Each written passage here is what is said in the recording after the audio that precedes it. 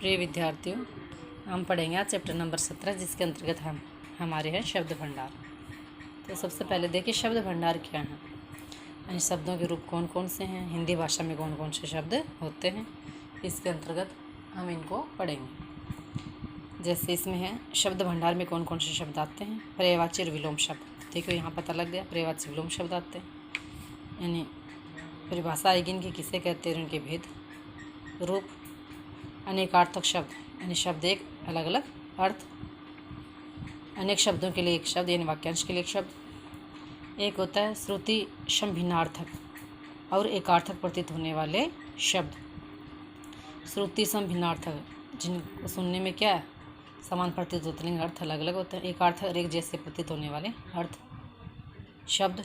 समूहवाची, समूह का बोध कराने वाले शब्द। और युगम शब्द, यानी शब्द युगम, यानी समान शब्द लेकिन अर्थ अलग अलग, जिसमें अत्यल्प अंतर होता है। इन सब शब्दों के रूप को शब्द भंडार कहते हैं। ये हम इसके अंतर्गत पढ़ेंगे। इसके अंतर्गत देखिए पहला चैप्टर है हमारा पर्यायवाची। तो यहाँ कुछ पर्यायवाची शब्द दिए हुए हैं, उसमें सही गलत का निशान लगाकर हमें फिल करना है। और आप देखना किस प्रकार के मार्क्स आएंगे, आपको कितनी जानकारी, क्योंकि हर क्लास में ये सारे रूप हम पढ़ते हैं शब्दों के भंडार के। अब हम सबसे पहले बात करते हैं पर्यायवाची शब्द की।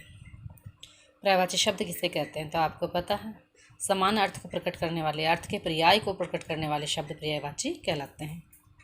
तो देखिए पर्याय कह दे, पर्याय का अर्थ होता है समान या समान अर्थ को प्रकट करने वाले शब्द पर्यायवाची कहलाते हैं। परिभाषा हो गई, जैसे शेर है, ठीक है, या हम सिंह कह दें, बात एक ही है। शेर वनराज, वनराज वन का राजा, जंगल का राजा, आपको पता है शेर ही होता है। मृगराज और सिंह हैं, किसके हैं, पर्यायवाची शेर के। मृगराज, मृग होता है हिरण, राज होता है राजा, राज करने वाला। तो मृग का शिकार करने वाला, मृग पर राज कौन करता है, हिरण, शेर। शेर हिरण को मार कर खाता है, उसका राजा होता है। तो हम शेर शब्द की हटाकर वनराज लिख दें, मृगराज लिख दें, सिंह लिख दें, तब भी क्या है, सामान्य अर्थ होगा, अर्थ परिवर्तन नहीं होगा।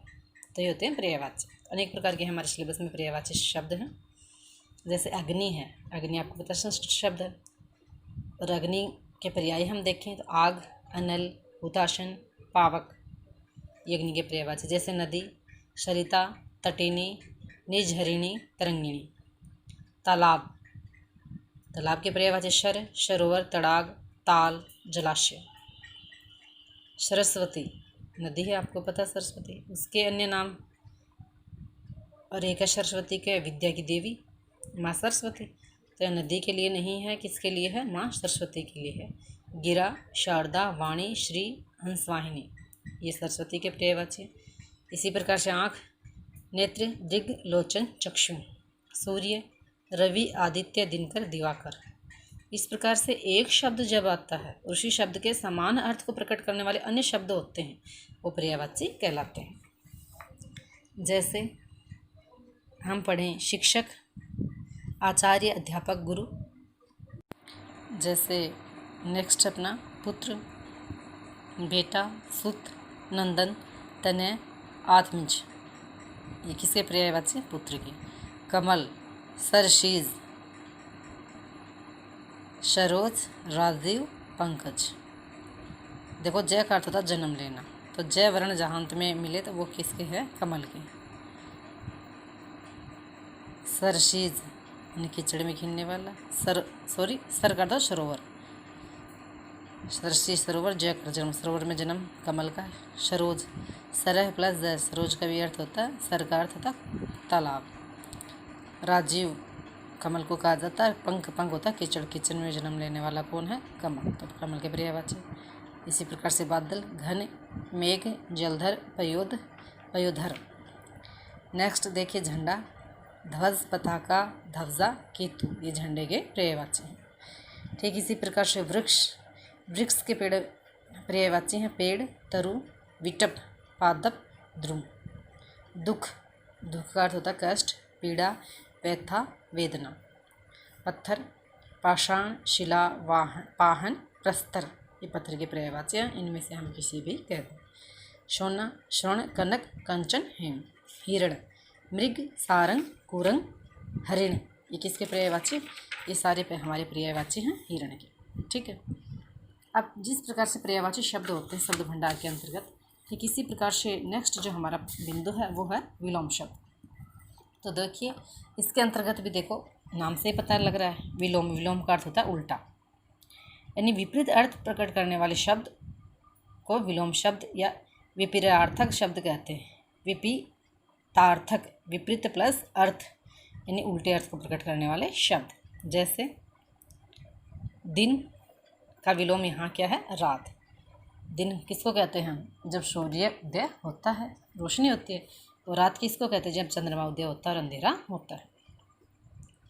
नेक्स्ट देखिए कुछ यहाँ विलोम शब्द दिए गए हैं। निश्चित शब्द के लिए एक निश्चित ही शब्द बना होता है जो इसको उल्टे अर्थ को प्रकट करता है। जैसे आरंभ, आरंभ का अर्थ होता है अंत। आरंभ कहते हैं शुरू को, अंत कहते हैं समाप्त को। सौभाग्य, दुर्भाग्य, दुर प्लस भाग्य। शरस, नीरस, शरस स प्लस रस, रस सहित, श का अर्थ होता सहित। नीरस, नि है जोड़ रस जिसमें कोई रस नहीं है। उन्नति का अर्थ होता अवनति, उन्नति होता आगे बढ़ना, आगे विकास करना, उन्नति होता है पीछे आना। उपकार का अर्थ होता है अपकार, उपकार कहते हैं भलाई को, अपकार कहते हैं बुराई को। भलाई शब्द आए तो हम बुराई लिखना है, लेकिन उपकार आए तो अपकार। एक निश्चित अर्थ को प्रकट करने वाले, विपरीत अर्थ को प्रकट करने वाले शब्द विलोम होते हैं। कृतज्ञ, कृतघ्न, कृतज्ञ होता है किए हुए का उपकार मानने वाला, उपकार मानने वाला। कृतघ्न यानी किए हुए का उपकार नहीं मानने वाला। सुख का अर्थ होता दुख। नूतन का अर्थ होता पुरातन, नूतन कहते हैं नए को, पुरातन होता है प्राचीन यानी पुराना। देखो निश्चित ही एक शब्द होता है, नूतन आए तो पुरातन होगा, लेकिन जब नया आए तो क्या हो जाएगा? पुराना। चल का अर्थ होता है अचल, चल जो चीज़ें चल सकती हैं, सजीव। अचल जो क्या है एक जगह स्थिर रहती है यानी निर्जीव। अब सजीव का निर्जीव आएगा, लेकिन चल का होगा अचल। कीर्ति का अर्थ अपकीर्ति, कीर्ति होती है अच्छे कार्य।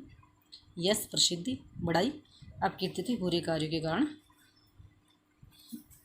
बुरा यश। अमृत का अर्थ होता है विष। ठीक इसी प्रकार से शामिश, निरामिष। ठीक है, शामिश, शामिश कहते हैं मांस भक्षण करने को, निरामिष होता है जो मांस का भक्षण नहीं करे। आदर का अर्थ अनादर या निरादर, निर जोड़ आदर या अन प्लस आदर। ठीक है, अन जोड़ आदर, निरादर। आहार का अर्थ होता है निराहार, आहार कहते हैं हम भोजन को। निर जोड़ आहार यानी भोजन नहीं करना, खाली पेट, निराहार। देव का अर्थ होता है दानव, देव कहते हैं हम देवताओं को, दानव होता है राक्षस। राजा का अपोजिट विलोम होता है रंग। स्थूल का अर्थ होता है सूक्ष्म, स्थूल होता है बड़ा, सूक्ष्म होता है छोटा। लेकिन छोटा है तो हमें बड़ा लिखना है, बड़ा है तो छोटा लिखना है, लेकिन स्थूल अगर आ जाता है तो सूक्ष्म और सूक्ष्म आता है तो स्थूल। एक निश्चित शब्द को ही प्रकट करने वाले निश्चित अर्थ के रूप में हम इसे ग्रहण करते हैं। ठीक इसी प्रकार से युद्ध, शांति। सगुण, निर्गुण। ज्ञान का अज्ञान। अमावस्या, पूर्णिमा, आपको पता अमावस्या क्या है? अंधेरी रात होती है, पूर्णिमा होती है चंद्रमा से युक्त चांदनी रात। विरोध का समर्थन। सभ्य, असभ्य। लौकिक, अलौकिक। लौकिक होता संसार से संबंधित, लोक से संबंधित, लोक जोड़ इक से बना लौकिक। अलौकिक, अ जोड़ लौकिक जो संसार से संबंधित नहीं है यानी ईश्वर से संबंधित। उग्र का अर्थ होता है शांत, उग्र होता है क्रोधी, शांत होता है निश्चित रहने वाला। कठोर का अर्थ होता है कोमल, अपोजिट। धनवान का निर्धन यानी गरीब। स्वार्थ का होता है परमार्थ, स्वार्थ होता है अपना ही अर्थ हो, अपने से मतलब रखना। परमार्थ होता है परम प्लस अर्थ यानी दूसरों की भलाई। जीवन का होता है मरण। नेक्स्ट देखिए सजीव, वो थोड़ी देर पहले बताया था, तो निर्जीव। जीवन का मरण आ गया। पाप होता है पुण्य, अपोजिट, इधर का उधर। अल्प यानी थोड़ा, अधिक यानी ज़्यादा। थोड़ा है तो ज़्यादा लिखना है, लेकिन अल्प आए तो अधिक हो गया। ठीक इसी प्रकार से दुराचारी, सदाचारी। दुर जोड़ आचारी, आचार होता है व्यवहार, दुर का अर्थ होता है बुरा, बुरा व्यवहार करने वाला। सदाचारी होता है अच्छा व्यवहार करने वाला। उत्तीर्ण का होता है अनुत्तीर्ण, उत्तीर्ण हम कहते हैं आप आम भाषा में पास। अनुत्तीर्ण होता है फेल होना, पास नहीं होना। कृतज्ञ का पहले आ गया कृतघ्न। आय का होता है व्यय, आय होती है आमदनी, व्यय होता है खर्च। आमदनी आए तो खर्च होगा, लेकिन आय आए तो वे लिखना है। पराधीन, स्वाधीन, पर जोड़ अधीन यानी दूसरों के अधीन रहना, स्वाधीन या स्वयं के अधीन रहना, स्वयं के अनुसार चलना। सदाचार का अर्थ दुराचार, क्योंकि सदाचारी दुराचारी हमने पढ़ लिया पहले। हिंसा, अहिंसा, हिंसा होता है मार काट करना, अहिंसा यानी किसी प्रकार का कोई झगड़ा नहीं करना, शांति प्रिय रूप से रहना। ठीक इसी प्रकार से हम बात करें नेक्स्ट रूप। नेक्स्ट होता है अनेकार्थक शब्द। जैसा कि नाम से ही पता चल रहा है, अनेक जोड़ अर्थ यानी एक ही शब्द के क्या होते हैं, अलग अलग अर्थ होते हैं, अनेक अर्थ होते हैं, वो अनेकार्थ शब्द कहलाते हैं। तो देखिए, जब एक ही शब्द के अनेक अर्थ होते हैं तो वो अनेकार्थक शब्द कहलाते हैं। जैसे हरि एक शब्द है, ठीक है, और हरि के अर्थ देखो क्या क्या। हरि हम शेर को भी कहते हैं यानी सिंह को भी, ठीक है। हरि का अर्थ एक घोड़ा भी होता है, हरि घोड़े को भी कहा जाता है। हरि किसको कहा जाता है, सर्प को भी कहा जाता है। तो ये देखो शब्द तो एक था लेकिन अलग अलग अर्थ है। अब अर्थ कैसे ग्रहण करेंगे, वो प्रसंग के अनुसार, जो बात हम कह रहे हैं, पढ़ रहे हैं, लिख रहे हैं, उसके अनुसार ही उसका अर्थ हमें निकालना होता है, ठीक है। अब देखिए, कुछ एक शब्द दिए हुए हैं, अनेकार्थ शब्द। शब्द एक होता है लेकिन उसके अर्थ अलग अलग होते हैं। हमें अर्थ कैसे ग्रहण करने चाहिए, किस रूप में हम लेते हैं, तो वो बात किस पर निर्भर करती है, वो वाक्य पर निर्भर करती है, उस शब्द पर निर्भर करती है कि वाक्य में शब्द का हम कैसा प्रयोग कर रहे हैं, उसी के अनुसार हम उसके एक निश्चित अर्थ को ग्रहण करते हैं। जैसे अक्षर, अक्षर का अर्थ होता है ब्रह्मा, अक्षर ब्रह्मा जी को भी कहा जाता है। अक्षर का अर्थ वर्ण होता है, स्वर व्यंजन आप पढ़ते हो अक्षर यानी वर्ण। अक्षर कहते हैं अविनाशी को, यानी जो कभी नष्ट नहीं होता, उसको भी कहा जाता है। और अक्षर का अर्थ होता है विष्णु, विष्णु भगवान को भी कहा जाता है। ठीक इसी प्रकार से अंक, अंक का अर्थ होता है गोद। हम कहते हैं ना, माँ ने बच्चे को अंक में ले लिया यानी गोद में ले लिया, तो अंक का अर्थ एक होता है गोद। नाटक का भाग भी होता है अंक, जैसे हम पढ़ते नाटक में 1 2 3, तो ये क्या है, भाग उसके टुकड़े हैं। संख्या के अंक भी होते हैं, गिनती हम बोलते हैं, वो भी क्या है, संख्याओं के अंक है। ठीक इसी प्रकार से हम पढ़ते हैं अरुण। अरुण देखो सूरज को भी कहा जाता है। अरुण का अर्थ होता है लाल, ठीक है ना, एक अर्थ। तो लाल क्या, सूरज भी होता है, सुबह सुबह जब उगता है सूर्य, जब उदय होता है उस समय लाल रंग का होता है, तो सूर्य को भी अरुण कहा जाता है। एक सामान्य अर्थ लाल भी है। सूर्य का सारथी है, यानी सूर्य का जो घोड़ा हाँकने वाला, रथ चलाने वाला है ना, सारथी, उसको भी अरुण नाम दिया गया। जैसे अंबर है, अंबर का अर्थ आकाश भी होता है, हम आकाश के पर्यायवाची में पढ़ते हैं। वस्त्र, कपड़े जो होते हैं उसको भी अंबर कहा जाता है। पीतंबर बोलते हैं ना, पीतांबर, पीले वस्त्र वाले, यानी विष्णु भगवान के लिए हम अंबर, पीत जोड़ अंबर का प्रयोग करते हैं। एक सुगंधित द्रव्य पदार्थ भी होता है अंबर, और कपास को भी अंबर कहा जाता है। ठीक इसी प्रकार से हम देखते हैं कुल, कुल का अर्थ होता है वेश। परिवार को भी कुल कहा जाता है कि वह व्यक्ति उस कुल में पैदा हुआ, परिवार में पैदा हुआ।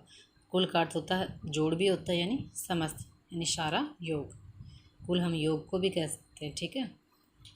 जैसे गुरु शब्द है, गुरु का अर्थ होता है बड़ा, गुरु का अर्थ एक भारी भी होता है, तो गुरु यानी शिक्षक यानी आचार्य को भी हम गुरु कहते हैं। ठीक इसी प्रकार से नेक्स्ट हमारा घट। घट का अर्थ देखो प्रसंग के अनुसार अलग अलग होते हैं, अनेक अर्थ अनेक अर्थ होते हैं। घड़ा भी होता है घट, यानी घट का अर्थ होता है हृदय होता है व्यक्ति का। घट शरीर को भी कहते हैं, और घट का अर्थ होता है कम होना, घटना बोलते हैं ना, संख्याओं का घटना यानी कम, कम होना। घन, घन हम अनेक अर्थ होते हैं घन के। घन का अर्थ होता है बादल एक, घन का अर्थ होता है भारी, घना बोलते हैं ना हम, घना यानी भारी। एक घन, भारी हथौड़ा जो आता है, छोटा हथौड़ा एक बड़ा हथौड़ा, बड़े को हम घन बोलते हैं, हथियार होता है। एक होता है घना यानी ज़्यादा, और एक घन का अर्थ होता है घटा, ठीक है। घर, घर किसको कहते हैं हम, कमरे को भी घर कहते हैं, मकान को भी कहते हैं। बैठने का निश्चित स्थान, इसको भी घर कहते हैं। और कार्यालय जो ऑफिस होते हैं उसको भी घर कहा जाता है। चीर, चीर का अर्थ होता है वस्त्र, वस्त्र का पर्यायवाची कपड़ों के। एक होता चीर का अर्थ होता फाड़ना, चीरना यानी फाड़ना। ठीक इसी प्रकार से छंद, छंद के भी अनेक अर्थ हैं। पद्य रचना होती है छंद, हम पढ़ते ना कविताएं, पद्य रचना होगी। छंद का अर्थ विष भी होता है, रुचि यानी पसंद भी होता है, छंद का अर्थ धोखा भी होता है, बंधन भी होता है यानी बांधना, और कलाई का एक गहना भी होता है, ठीक है, बंध जो कलाई में पहना जाता है। ठीक इसी प्रकार से दल, दल का अर्थ समूह है होता है, आपको पता दो से अधिक संख्याओं का बहुत दल होता है। सेना, दल पेड़ के दल यानी पत्ते को भी कहा जाता है। पक्ष होता है दल, और एक भाग यानी टुकड़ा भी होता है दल। इसी प्रकार से द्विज, द्विज के अनेक अर्थ हैं। द्विज का अर्थ ब्राह्मण भी होता है, द्विज ब्राह्मण को कहते हैं। क्षत्रिय होता है, वैश्य, पक्षी, दांत, चंद्रमा, इन सबको द्विज कहा जाता है, ठीक है। तो ये हमारे क्या हैं, अनेकार्थक शब्द। जैसे नेक्स्ट हम बात करें इसी में, नाग। नाग का अर्थ होता है सर्प और हाथी। नाग किसको कहते हैं, सर्प सांप को भी कहते हैं, हाथी को भी कहा जाता है। पक्ष, पक्ष का अर्थ होता है पंख, पक्षियों के पक्ष यानी पंख बोलते हैं ना, पक्षी के पक्ष यानी पंख। पक्ष का तो तरफ, दो पक्ष होते हैं, हम किसकी तरफ हैं, तरफ भी बोलते हैं। एक होता महीने का आधा भाग, आपको पता है हिंदी महीने में दो पक्ष होते हैं, शुक्ल पक्ष एक होता है कृष्ण पक्ष, तो महीने का आधा टुकड़ा हो गया, भाग हो गया। पत्र, पत्र का अर्थ पत्ता भी होता है, पत्र चिट्ठी को भी कहते हैं, और पक्षी के जो पंख होते हैं उनको भी पत्र कहा जाता है। ठीक इसी प्रकार से पृष्ठ, पृष्ठ का अर्थ पीठ भी होता है, और पुस्तक का पेज, पन्ना हम बोलते हैं ना, उसको भी पृष्ठ कहा जाता है। मित्र, मित्र का अर्थ होता है दोस्त, और सूर्य, दो इसके अर्थ होते हैं, सूर्य को भी मित्र कहा जाता है।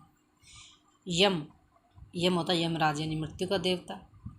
यम शनि महाराज जो होते हैं, शनिदेव, उनको भी कहा जाता है। दमन करना को भी कहा जाता है, किसी को दबाना, और मृत्यु को भी यम कहा जाता है। नेक्स्ट है योग। योग का अर्थ जोड़ना भी होता है, निजोड़। योग करना यानी युक्ति यानी उपाय निकालने को भी हम कहते हैं उपाय को। योग का अर्थ ध्यान करना भी होता है, हम कहते हैं ना योग करना, ध्यान करना, और योग का अर्थ उपाय भी होता है ना। इसी प्रकार से रक्त, रक्त का सामान्य अर्थ तो लाल होता है, देखो लाल रंग जो होता है उसे हम रक्त कहते हैं, शरीर में होने वाला, उसे खून भी कहते हैं। सिंदूर को भी रक्त कहा जाता है क्योंकि वो लाल होता है, और लाल चंदन को भी रक्त कहा जाता है। लक्ष्मी, लक्ष्मी के भी अनेक अर्थ हैं। शोभा यानी सुंदरता को लक्ष्मी कहा जाता है, सौंदर्य को यानी सुंदर रूप को भी लक्ष्मी कहा जाता है। कमला धन की देवी है लक्ष्मी, उसको भी कहा जाता है, कमला धन की देवी होगी ना लक्ष्मी। धन वैभव को भी लक्ष्मी कहा जाता है, और सौभाग्य को भी लक्ष्मी कहा जाता है। लोक, लोक का अर्थ होता है मनुष्य यानी व्यक्ति। समाज यानी जगत संसार को भी लोक कहते हैं, और समूह है जो होता है यानी लोगों का समूह, उसे भी लोक कहा जाता है। शून्य, शून्य का अर्थ होता है रिक्त स्थान यानी खाली जगह। आकाश को भी शून्य कहा जाता है, आकाश का पर्यायवाची भी होता है शून्य। अभाव यानी कमी को भी कहा जाता है शून्य। बिंदु होता है शून्य यानी जीरो, जिसको आप अंग्रेजी में बोलते हो। एक होता है खाली। इसी प्रकार से सिंधु, सिंधु का अर्थ होता है एक सागर यानी समुद्र। सिंधु का अर्थ होता है एक नदी को भी सिंधु कहा जाता है, और सफ़ेद हाथियों से भी सिंधु कहा जाता है। सारंग, सारंग का एक अर्थ होता है मृग यानी हिरण। कमल को भी सारंग कहा जाता है। मोर, सांप, बादल, इनको भी सारंग कहा जाता है। प्रसंग के अनुसार ही हम इसके अर्थ को ग्रहण करते हैं। तो इस प्रकार से हम शब्द भंडार के अंतर्गत 3 बिंदु हमने पढ़ लिए। Thank you.